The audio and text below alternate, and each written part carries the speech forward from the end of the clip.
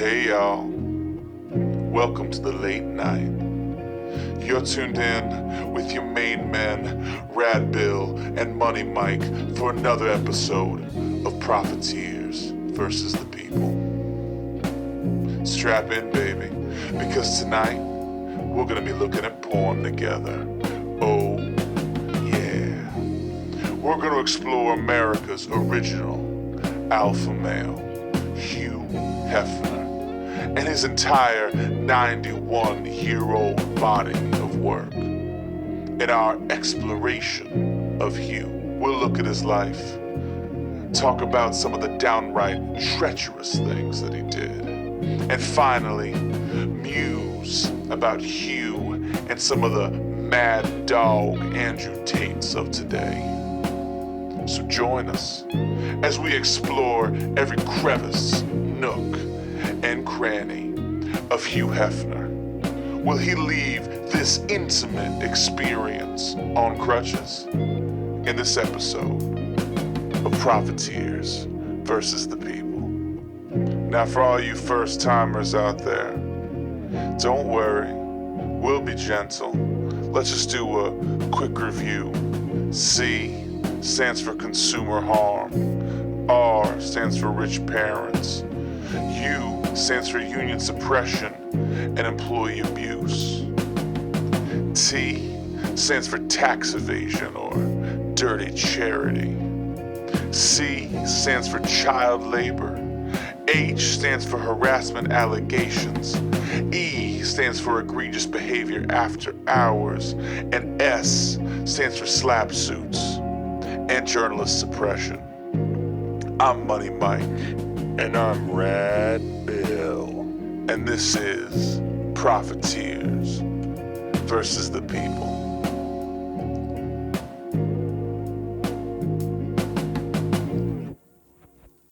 Hell yes. So before we dive into our special late night episode of Profiteers versus the People, we need to do a little bit of housekeeping. Yeah. 1.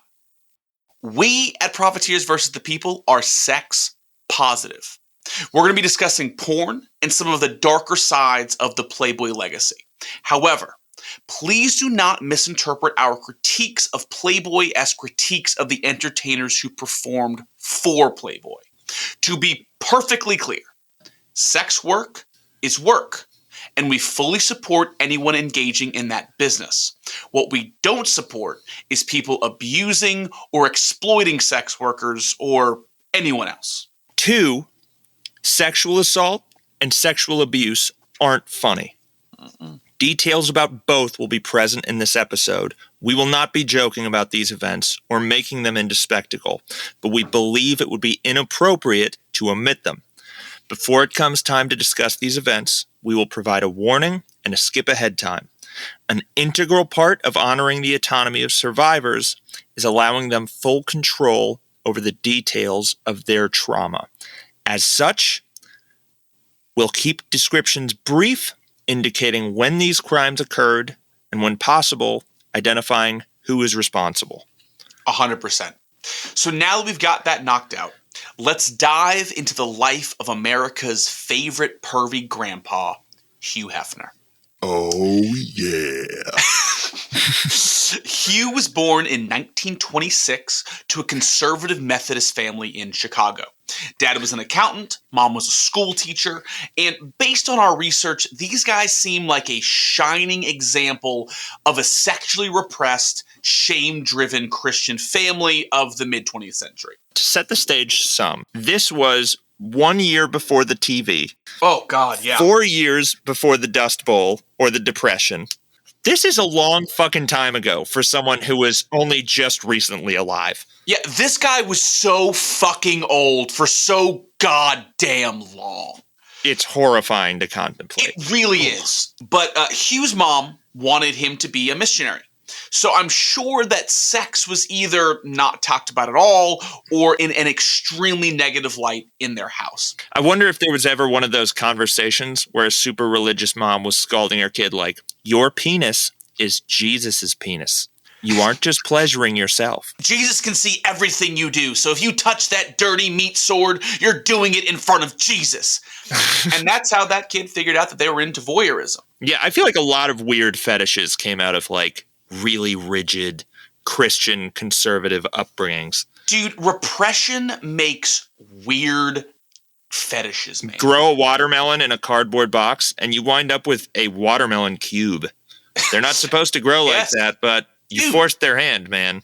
Well fucking said, man. Thank you. Yeah, so this outlook on sex was weird from the jump. But Hugh's childhood was decidedly unremarkable. Immediately after high school, Hugh Hefner did what every good red-blooded American boy did at the time. He met a pretty girl and joined the army to go fight in World War II. And like so many couples at this time, Hugh and his new love, whose name was Millie, had to discuss their future while Hugh was off saving the world. Yeah, I feel like this was the equivalent of the "so what are we" conversation. Yeah, dude, that shit was happening all the time. After that conversation, Hugh, who was saving himself for marriage, told his sweetheart Millie that he would be true and trusted her to do the same. And then Hugh was shipped to the front lines in Salem, Oregon. He was a clerk there. That had to be a weird time to come into the war. Like, can you imagine getting thanked for your service in the same breath as someone who lost both of their legs? Imagine, like, getting onto a plane at that time and, like, people are standing up in first class to offer you their chair. It's like, I really didn't, you guys. Someone stands up to offer you their chair, and you're like, oh, thank you so much. And then immediately behind you, you see the guy with no leg who doesn't have a chair to sit in anymore, and he has to go back to coach. It would be like that time where I used the handicap stall and held up a legless veteran from World War II. Anyway, in 1946, Hefner was honorably discharged from the army and came back to his hometown and took Millie into his arms. Their romance continued as if time had stopped on the day that Hugh left. They went to college and they enjoyed being young and in love, and continuing to conform to the conservative beliefs with which Hugh was raised, they remained abstinent. It was probably one of those weird churchy romances where you could just cut the sexual tension with a knife. Yeah, this is like the rush off to get married thing. Where it's dude, how can you just imposing that on yourself has to be brutal. You need the post-nut clarity to just like look at your relationship and make an honest evaluation. Truly, man. Also, interesting note here, she was the life of the party. Yes. The man that would become the quintessential ladies' man was kind of a fucking dork. Yeah, dude. So while in college, Hugh did what many college kids do. He started asking questions about some of the values that he grew up with, specifically surrounding sexuality and masculinity. And in 1948, Hefner would write a paper on Kinsey's report on the American male, in which Hefner would describe the American lifestyle as full of hurtful and hypocritical behavior. Millie dropped out of college, and Hugh earned his bachelor's in psychology. And once he graduated, the wedding bells were ringing. However, in 1949, on the eve of their wedding, Millie told Hugh that she had a confession. While Hugh was away fighting the war from Salem, Oregon, she had an affair and was no longer a virgin. And when reflecting on this moment in his life, Hugh would go on to say, I literally saved myself for my wife, but after we had sex, she told me that she had an affair. It was the most devastating moment in my life. Yeah, Millie was like, oh, darling, please understand. I was lonely, and sure you were never coming back from those stormy shores. Calls to Oregon can be almost 15 cents per minute during peak hours. Phone sex only goes so far, baby. $1 is worth a ton right now. So the couple would go on to get married and remain together for the next decade, but this moment would signal the end of their union.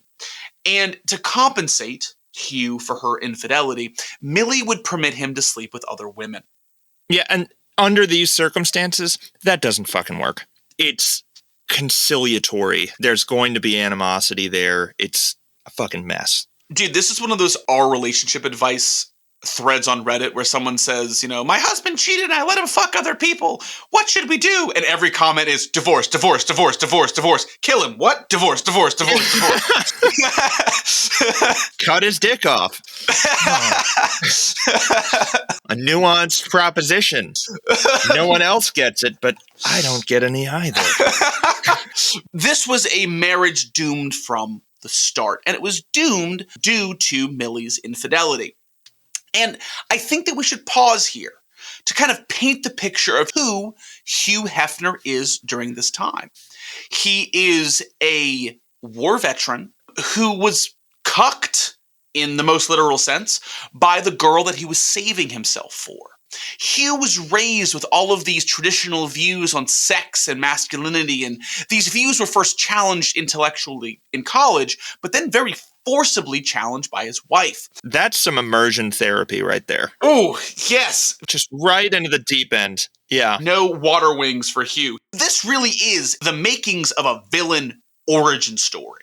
Really, truly, dude.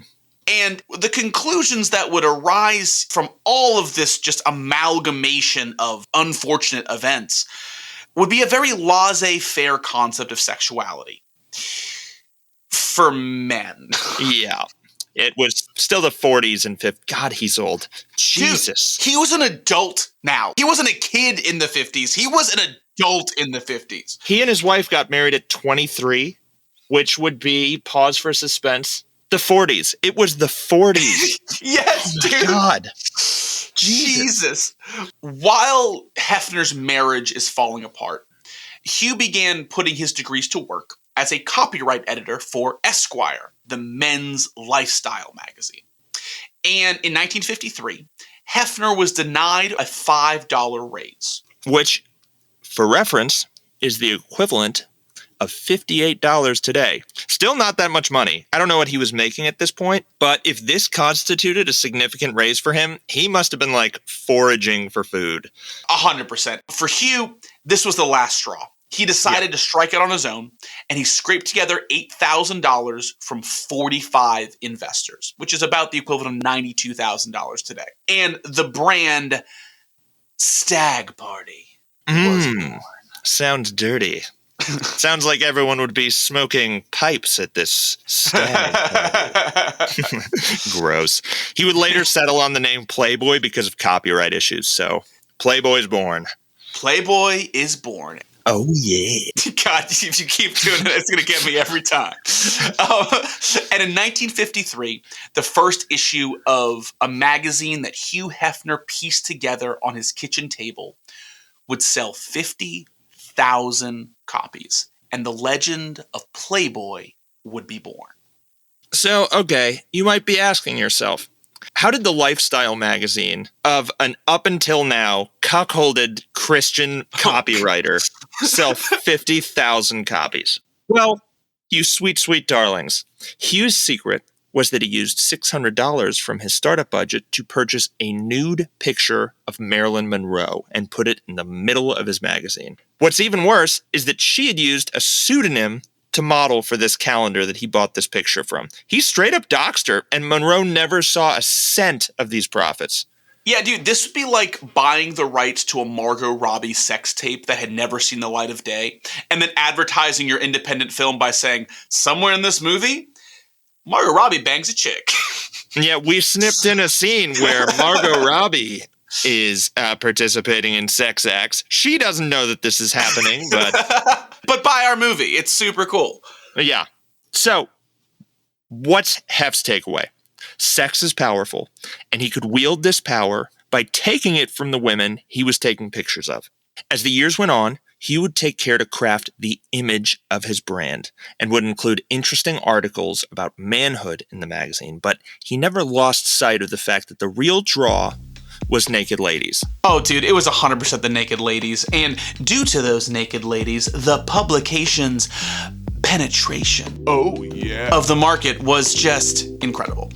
Playboy sexually liberated the 50s, 60s, and 70s, but their brand of sexual liberation was primarily focused on straight men. That's where the penetration Oh, yeah. really happened. Yeah, women were still stuck in their respective decade, but Playboy exploded into the hands, Oh, yeah. the ears, Oh, yeah. and out of the mouths of straight men.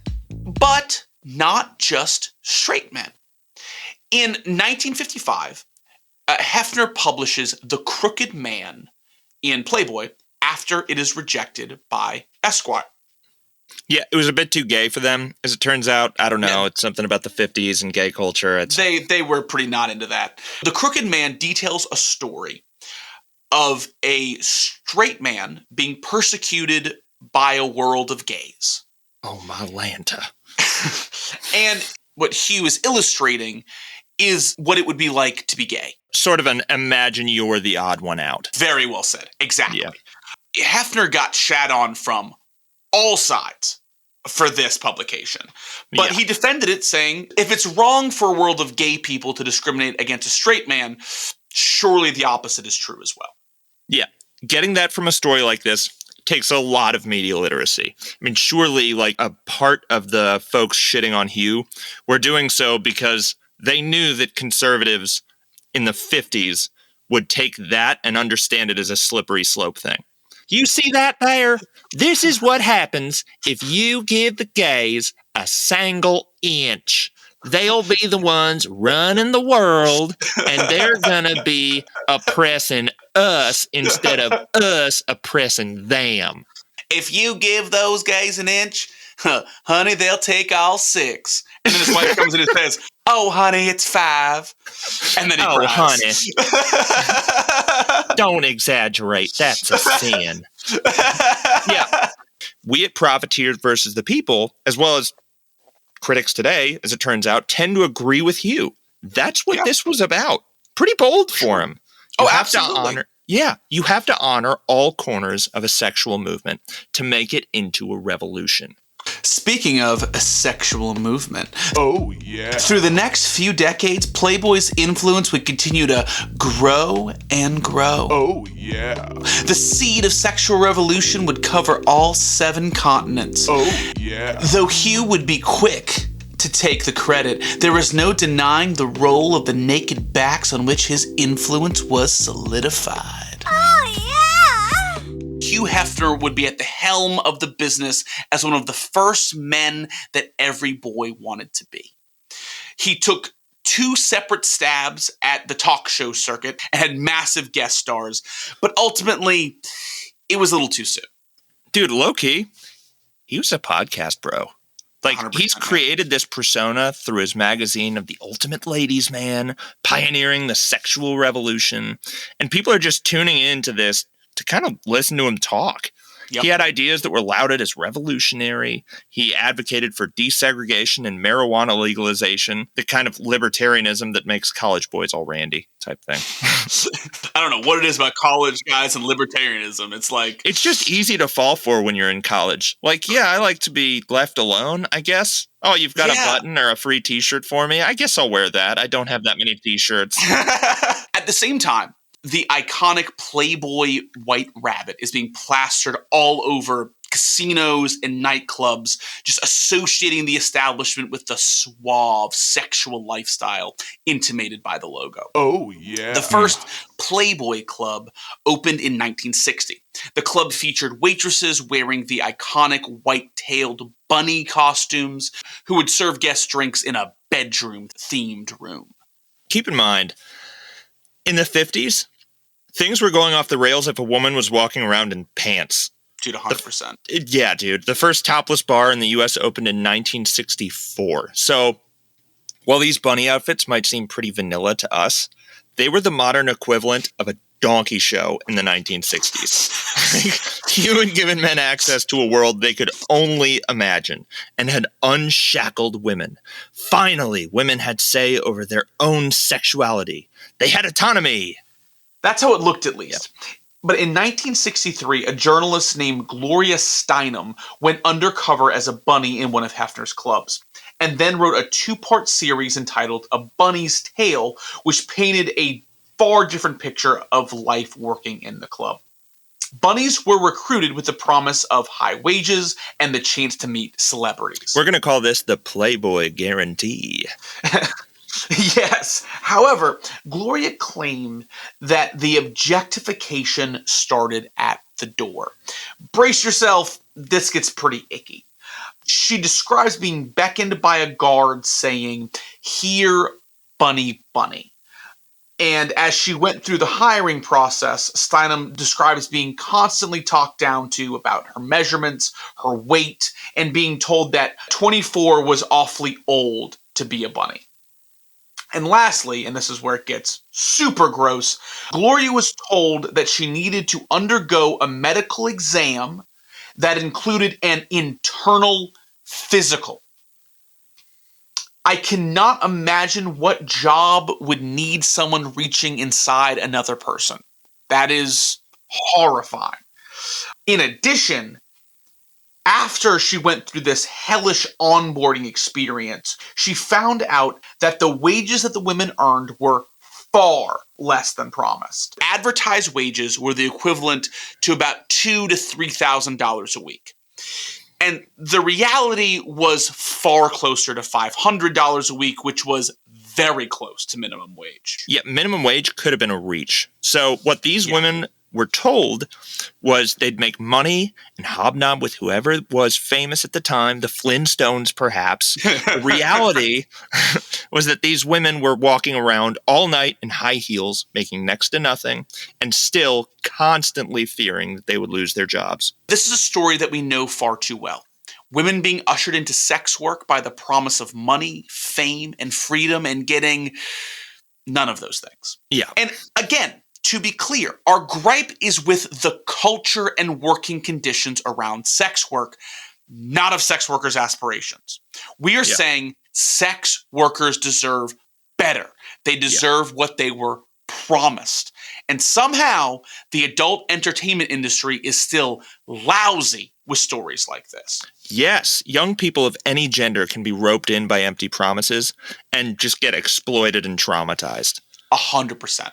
Yeah. So after Steinem's article was published, Hefner went to war with feminists, painting them as prudish and stuck up. Yeah, man, we gave them suffrage. What do they want next? Bodily autonomy? Slippery slope.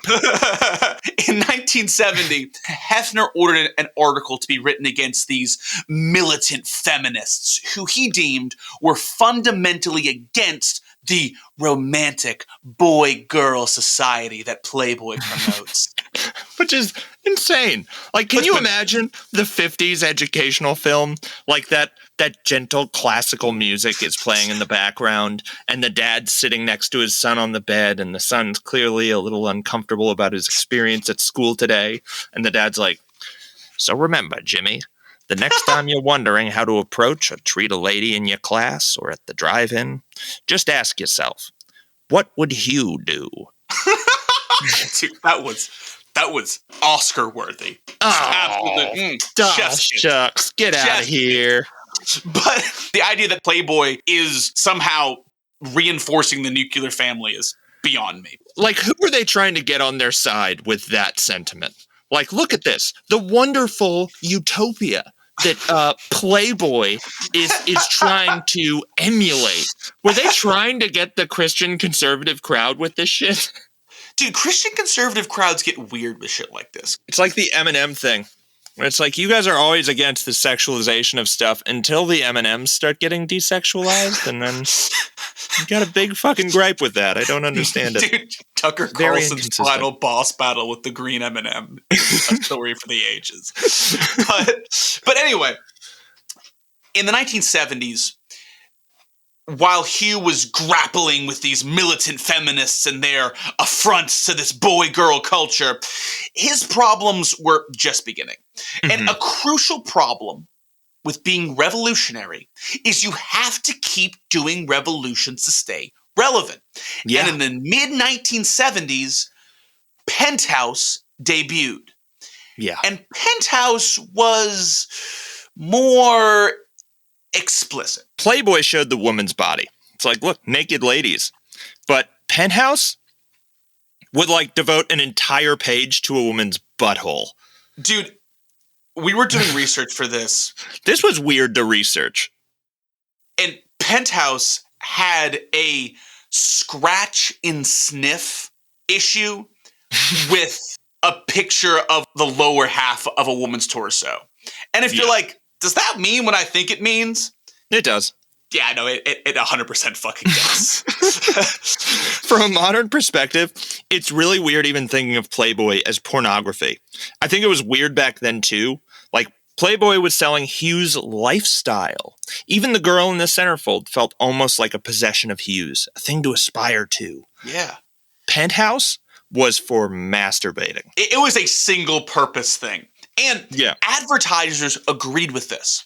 So Playboy tried to pivot by getting a little more explicit. Mm-hmm. And when they did, advertisers bailed. You can't blame them. Dude, I feel I would be far less compelled to buy cologne if the smell strip was on the other side of a butthole centerfold. Yeah, really, truly. This is why Pornhub has advertisements to dick pills and not Nikes. Yeah, don't buy those dick pills. They totally don't work. What about the ones at the gas station? Has anyone tried those? You listeners, our wonderful listener in the Philippines, have you tried those? Has any of our Canadian listeners? Josh, have you tried those? Leave a comment below. The weird implication of that question is you're assuming I haven't tried those, Radbill. And I think I'm going to disappoint you right now. Really? Yeah, like I was kidding about the Pornhub pills, but I have for sure had gas station dick pills. Did they work? I don't know. Like, if I'm being 100% honest, I don't know why I bought them. Because, like, I wasn't having an issue there. I was wanting to see, like, could it get even harder? You wanted, like, banjo string hardness.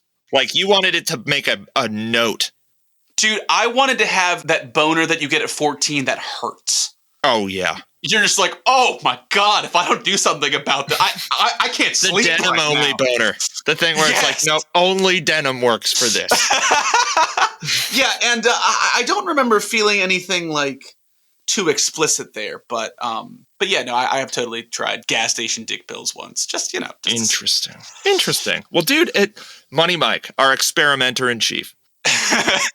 But anyway, after 3 decades of rock-hard performance, Playboy was getting tired. Typically, one can only go about 3 decades before having to rest a while. See what you did there. But yeah, so as a result of all this competition from Penthouse, Playboy got kind of stuck. Yeah. And Hugh would eventually have to axe the no longer profitable nightclubs and hotels and really try to bolster this failing magazine.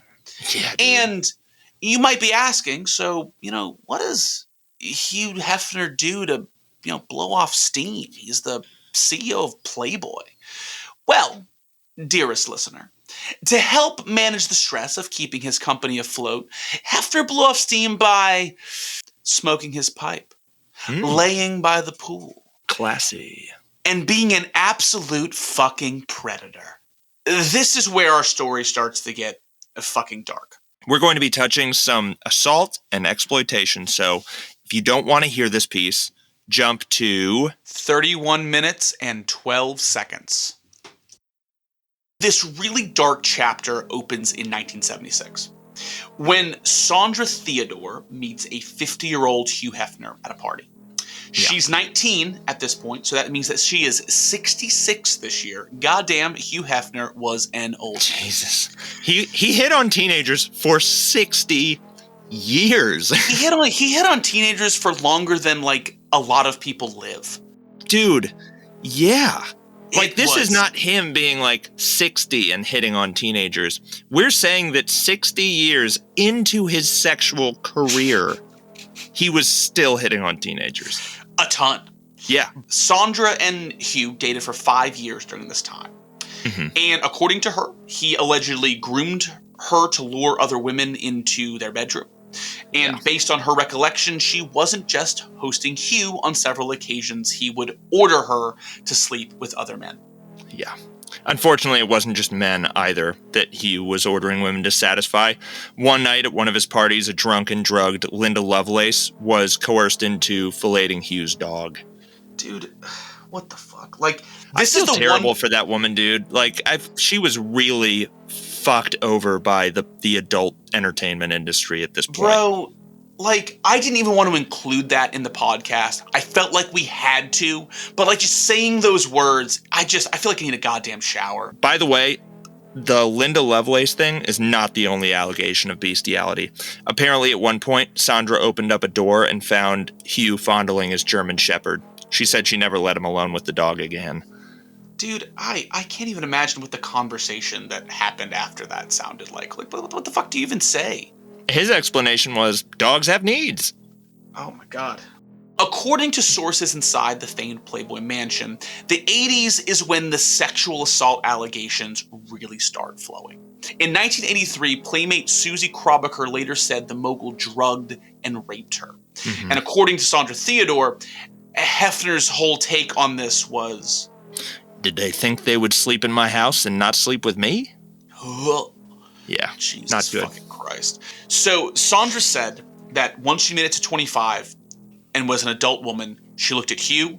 She looked at the acid that he was taking every night, the snuff films that he was allegedly suggesting they check out to get excited, and the women fighting for her position in the house, and decided to slink out and let the second place girl take her spot.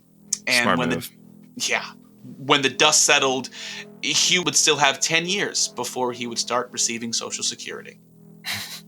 This active depravity would continue until 1985, when Hugh had an epiphany, which the doctors would quickly identify as a stroke. Yeah, he's an old man after all. A stroke at 58 is perfectly healthy. Just do more cocaine or whatever they told people to do in the 60s. He was doing 80s. A ton of cocaine, to be clear. Yeah. At this point, he would let his daughter Christy take the helm of Playboy Enterprises and marry his longtime girlfriend, Kimberly Conrad. The couple would have 2 kids, and Hugh would settle down, but he definitely didn't retire.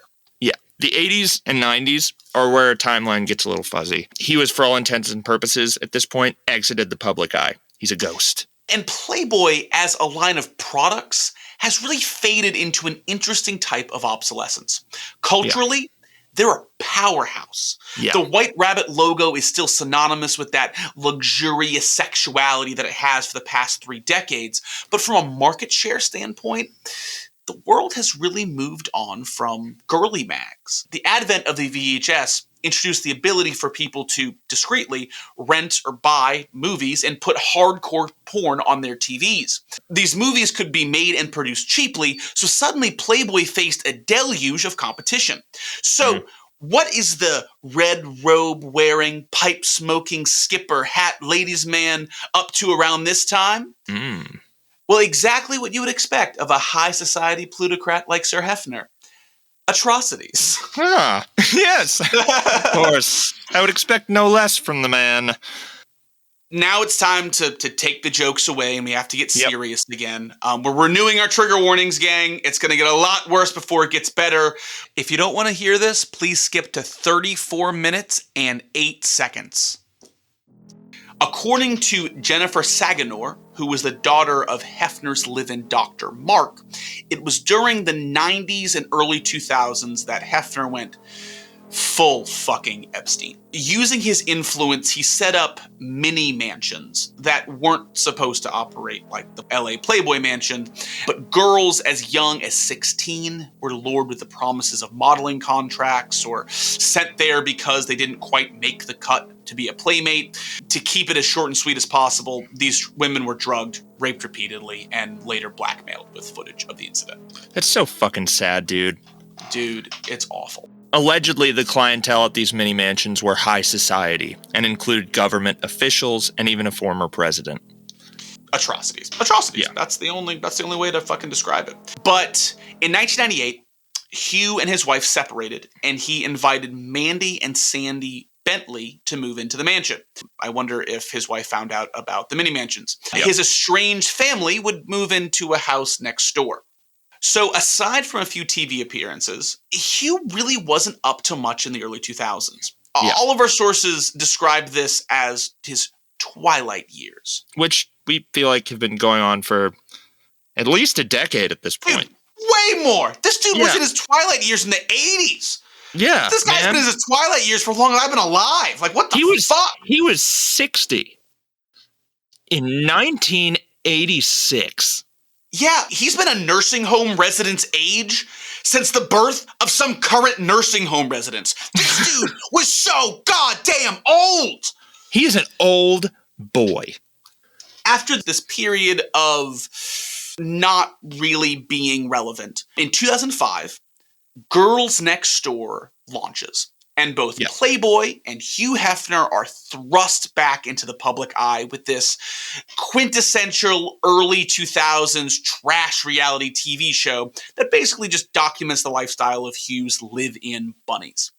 The show was a fucking hit. However, in her 2006 book, Bunny Tales Behind Closed Doors, Isabella St. James describes the less than glamorous reality of being one of Hugh Hefner's bunnies. She details the living arrangements. And here's the good stuff. A private bedroom in the 21,000 square foot Playboy mansion, a 1,000 week allowance, a $10,000 down payment on a car, and an open tab at Hef's Plastic Surgeon. To put this in 2023 dollars, that's about $74,000 a year salary and about $15,000 for a down payment for a car. Here's the not so great stuff. Apparently the house hadn't been kept up since the 60s. The carpets upstairs looked worse than Hef. He apparently never changed them out. The house dog pissed on the curtains upstairs all the time, so the old guy vibe of the mansion was garnished by a pee-pee smell. And in case you're wondering, the girls were expected to sleep with Hef. Wednesdays and Fridays were Viagra days. Yep, 78-year-old Hef would take that little blue helper and then lay on the bed and expect to be serviced by up to 4 women at a time. Yeah, he'd put porn on the screen and dead fish it, and like all the girls were encouraged to give like, "Oh, daddy," shouts. Dude, the idea of trying to watch porn while fucking 4 women just sounds like a goddamn nightmare. Dude, honestly, it sounds like sensory overload. That sounds like way too much stimulus for like me as a 30-year-old man. And all of them unenthusiastically saying, "Oh, daddy," would really take me out of it. That'd be a bummer. But in order to maybe entice these girls to say, "Oh, daddy," more, according to Holly Madison, he would offer women Quaaludes to get them in the mood for sex.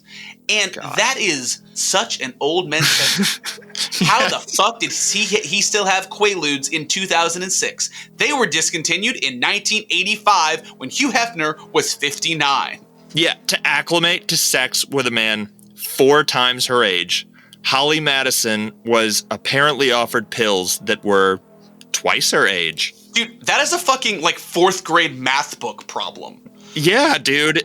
And I just imagine that he got the robe when he was younger and, like, in better shape, and now it's starting to ride up.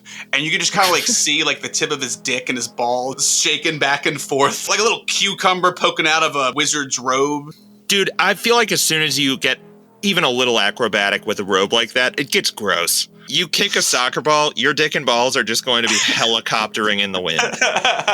Speaking of Hugh's balls, there's got to be a picture of his dick out there somewhere, right? I wasn't able to find any pictures. And dude, the amount of vintage porn that we looked at while researching for this, every time I close my eyes, I just see bush. But when he gave the girls their weekly allowance each Friday, and they would pick it up from his bedroom, he would offer critiques on the girls' behavior, and often involving harmony with the other bunnies or their sexual participation. While performing on Wednesday, Holly, you were great until you put your knee on my colostomy bag.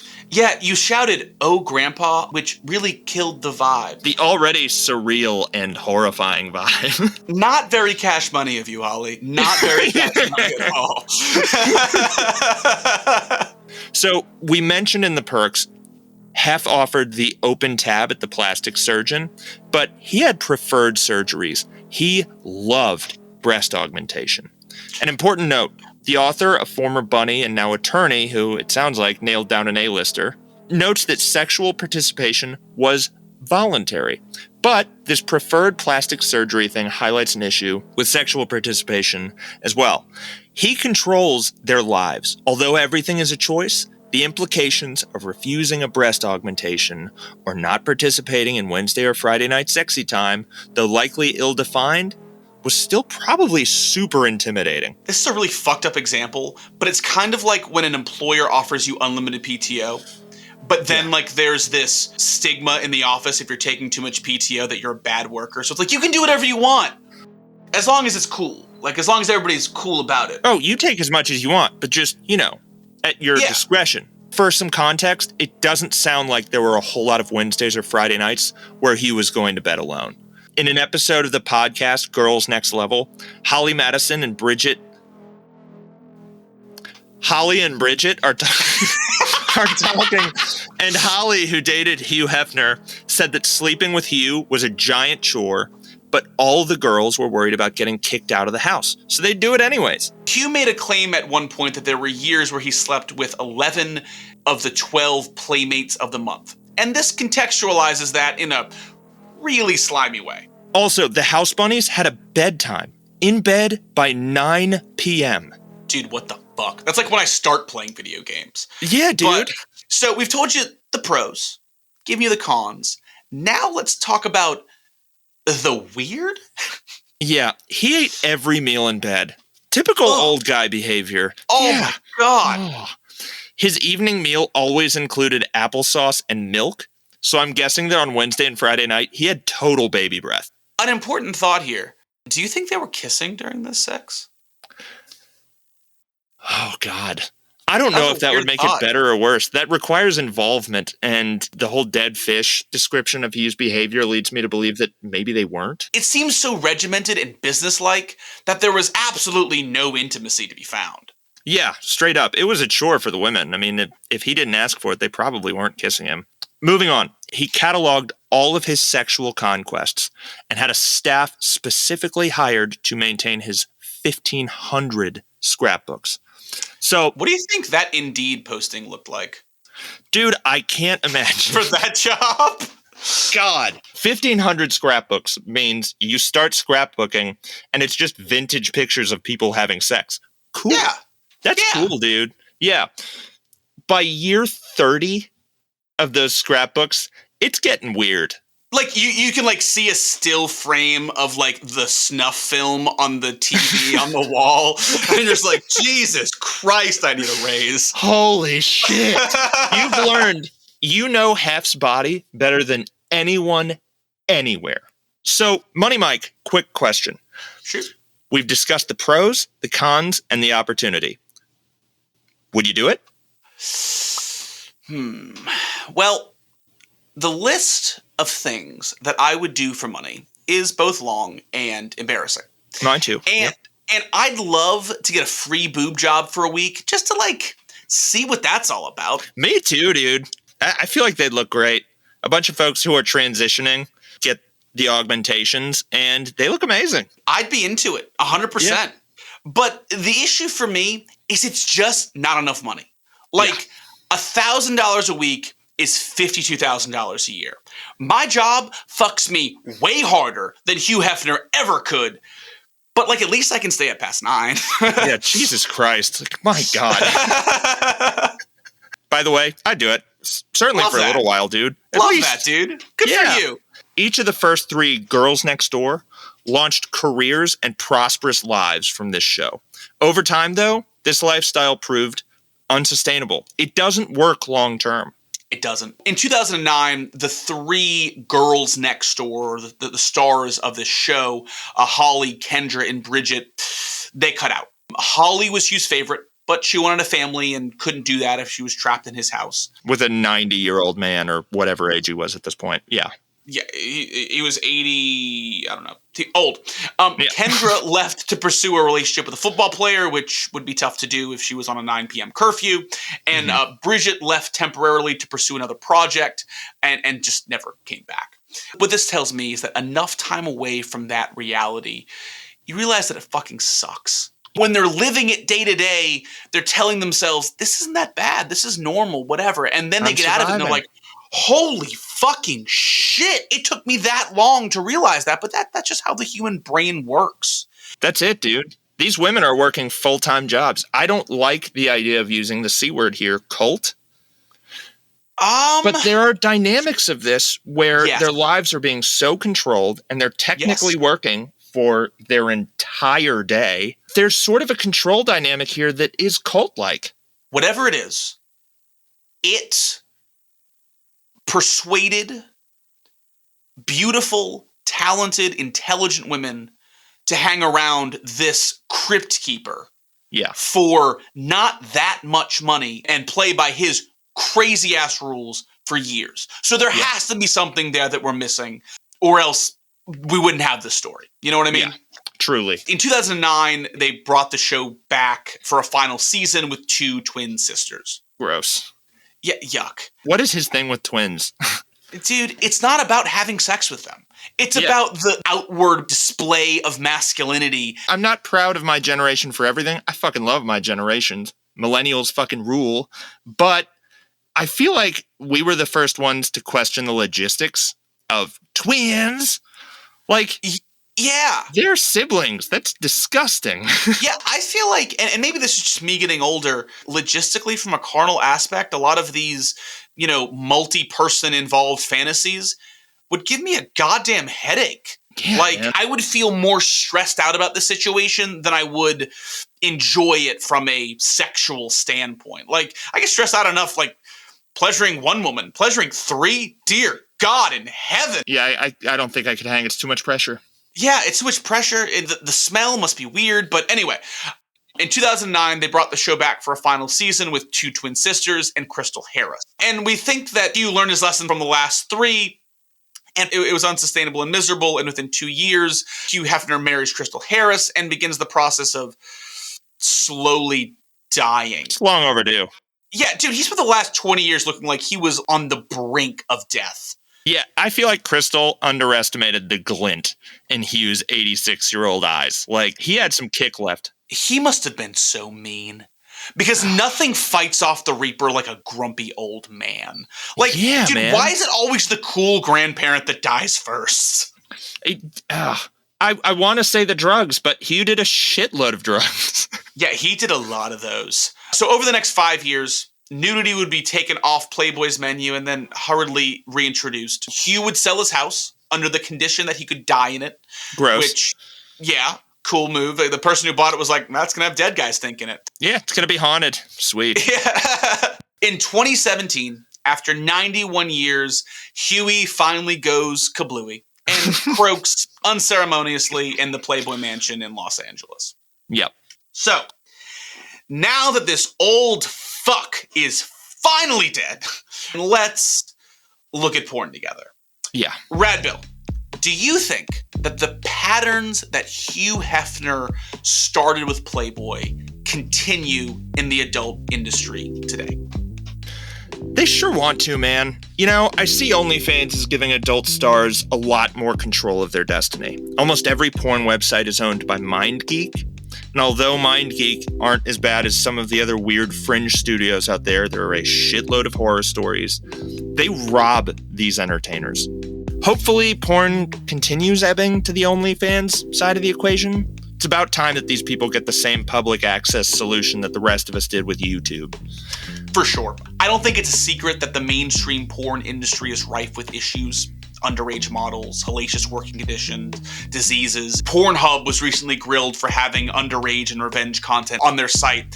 And I was going to try to find a date for that lawsuit, but then I started typing in Pornhub underage into Google and figured, we're not going to search that. We're on so many lists. I feel like I joke around way too much about bombs and airports and everything else.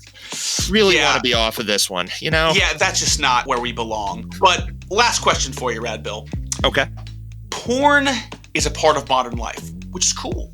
Yep. Having a categorically organized library of GIFs, videos, and pictures, and an interactive Oculus Quest experience that I've certainly never used is super cool. Mm-hmm. However, how do you think that we take the power back from rapists and put it in the hands of content creators? You know that book, Everybody Poops? Yeah. There needs to be one of those for like masturbation. It could be called Everybody Shoots Ropes and girl equivalent. Just like, there's nothing wrong with it. Just do it in the bathroom and not on the bus. The weird Puritan shame we put around sex and the fact that we put that shame on sex workers and not those who employ them is just ass backwards. It's so weird when like someone comes out and goes, I saw my teacher on a porn site. She's a bad person. It's like, well, how'd you find her there, champ? Oh, dude, a parent finds her on the website. And it's like, dude, you had to look her up.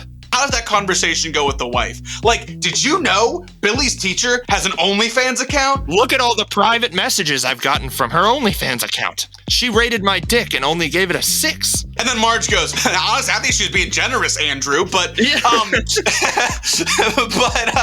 but seriously, like, the way that we look at porn is ass backwards, and nothing is going to get better until we fix the way that we look at it. Okay, so we brought this up initially in the opener, and I think that there's weight to this question. This holds water. Hugh Hefner to Andrew Tate. What are you thinking? The parallels are crazy. Yeah. They both have this need to be portrayed as hypermasculine. They Yep. both appeal to men who are unsure about how to be a man. They both are crazy misogynists and seem to blame women for men's problems. Yeah, I think there's a level of disdain. Andrew Tate clearly hates women. It's like half of what he freaking talks about. Yes. Yeah. Their backstories are probably very similar. Andrew Tate was a chess prodigy.